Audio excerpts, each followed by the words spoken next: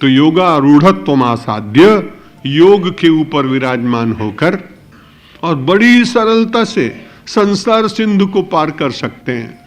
गंगा के तट पर रहने के कारण कई बार मैं तैरते हुए लोगों को देखता हूं, बड़ा चंचल जल है। कई बार आपने देखा, लेकिन कुछ तैराक ऐसे होते हैं जो केवल अपने श्वास को रोककर सीधे होकर और बड़े आनंद के साथ बहुत दूर तक चलते चले जाते हैं। मुझे डर लगता है कि कहीं डूब न जाए। जब वो लौट कर आता है, मैं उससे पूछता हूं कि आप तो बड़े एक फरलांग तक यूं ही चले गए। उन्होंने कहा, बड़ा सरल है तैरना, शरीर को केवल कड़क रखिए, प्राणों को थोड़ा रोकने का यत्न करिए और प्रवाह के साथ संघर्ष मत करिए। यदि प्रवाह के साथ संघर्ष करेंगे तो व्यायाम बहुत ज्यादा हो जाएगा, शरीर शिथिल होगा, थक जाएंगे। बिल्कुल शिथिल अपने को आनंद के साथ छोड़ दीजिए तो बहता हुआ चला जाता है।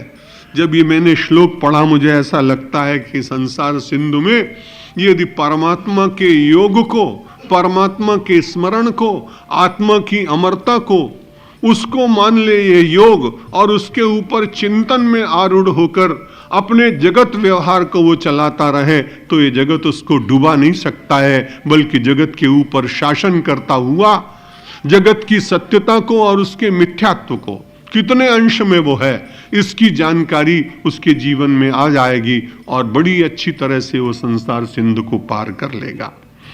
उद्धरेदात्मनात्मानम मग्नम संसार वारिधौ योगा रूढ़त्वम आसाध्य सम्यक दर्शन निष्ठया। सम्यक दर्शन होना चाहिए।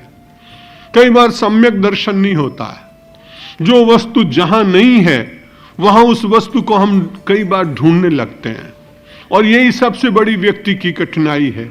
उस वृद्ध मां की बात आपने जरूर किसी न किसी महापुरुष के श्रीमुख से सुनी होगी, जो सायंकाल के अंधेरे में और सड़क पर जरा सा स्ट्रीट लाइट हुई और वहां पर वो ढूंढने लगी। बच्चे जा रहे थे।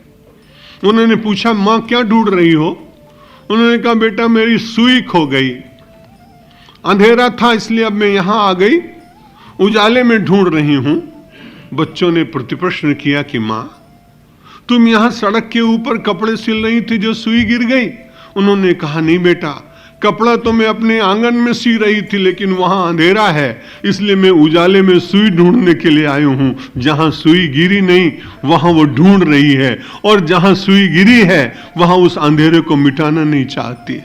क्या लगभग हमारी स्थिति ऐसी नहीं?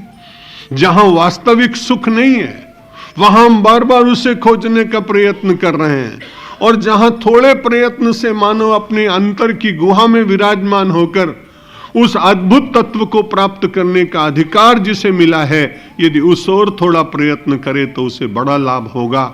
जो वस्तु जहां है वहीं उसे पाने का प्रयत्न करना, यही सम्यक उसका व्यवहार है, यही सम्यक उसका पुरुषार्थ है, यही सम्यक उसकी निष्ठा है, और यही सम्यक उसका दर्शन है।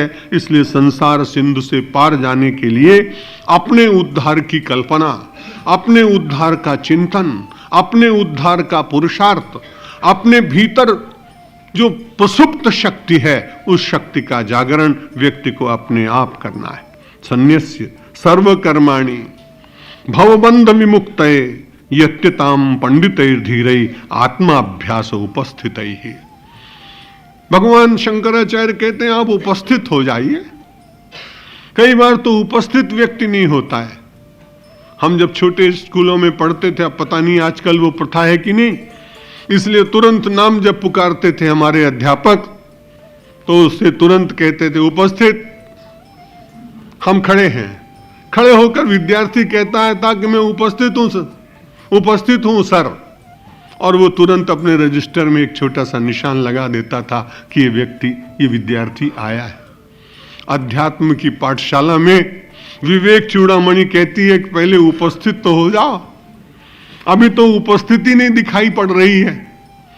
और कई बार ऐसा भी होता है कि हमारे यहाँ कुछ ऐसे चंचल विद्यार्थी मेरे साथ होते थे, तो वो कह देते थे कि जब मेरा नाम पुकारा जाए तो धीरे से आप बैठे बैठे बोल देना उपस्थित हूं। तो उपस्थित हूं जो बेचारा न बोले तो बड़ा उद्दंड कोई छात्र था, उसने कहा यदि नहीं बोलोगे तो दूसरे दिन तुमको हम बता देंगे। तो डर के मारे गर्दन नीची करके दूसरे के लिए कहना पड़ता कि मैं उपस्थित हूं। तो कई बार अध्यात्म के क्षेत्र में हम उपस्थित नहीं होते, परिवार का कोई व्यक्ति उपस्थित होता है, कोई दूसरा व्यक्ति उपस्थित होता है, तो दूसरे की उपस्थिति से काम चलेगा नहीं। इसलिए भगवान कहते हैं आदि शंकराचार्य, आप पंडित बन जाएं, विवेकी बन जाएं। भगवान आदि शंकराचार्य की इस बात को स्वामी जी महाराज ने कहा, पंडा बुद्धि होनी चाहिए। पंडा बुद्धि का अर्थ होता है सत और असत का जो विवेचन कर सके, ऐसी जो बुद्धि, उसे पंडा बुद्धि कहते हैं। अब आजकल पंडा उसे कहते हैं जो पटा ले किसी को, समय भी बदल गया है। यहां कह रहे हैं कि आप पंडित बनिए, और ब्राह्मण वास्तव में पंडित वही है, पंडिता समदर्शिना। ब्राह्मण वो है कि जब वो याज्ञवल्क्य जी गार्गी से कह रहे हैं, गार्गी युवा एतद अक्षरम अविद्युत्वा अविदित्वा अस्मात् लोकात् प्रैति सकृपणः। गार्गी युवा एतद अक्षरम विदित्वा अस्मात् लोकात् प्रैति स ब्राह्मणः।